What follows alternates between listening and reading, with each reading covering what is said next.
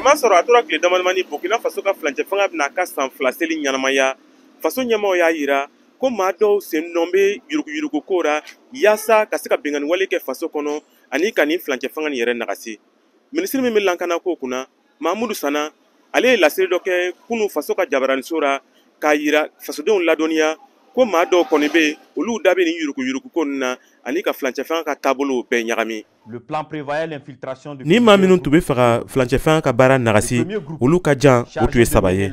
Jɛnkulu fɔlɔ olu tun ye ka bɛnkanni wale kɛ utkalo tile 29 tɛmɛnen. Bɛnkanni walekɛla ɲɔgɔnna 150 olu de tun bɛ o kɔnɔ. O tun ye ka taa Sapui marara ka tila ka sɔgɔ ka na Wagadugu yaasa ka se ka jamanakuntigi ka daga ta.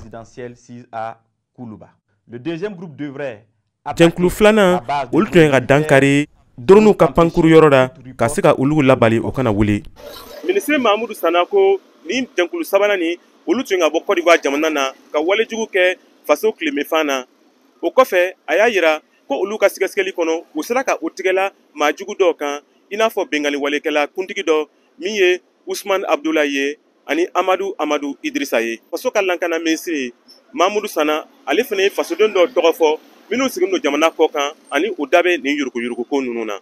Monsieur Aziz Diallo, ancien maire et député de Dori, 4. Monsieur Abdoulaye Bari, 6. Monsieur Djibril Yipene Bassolé, ancien ministre des Affaires étrangères du Burkina Faso. 7.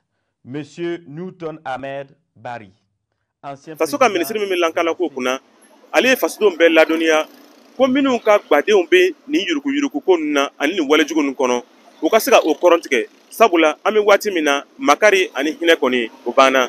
Nin tun ye Kadaɲa Tarawele kumakan ye ka bɔ Wagadugu, Burkina Faso.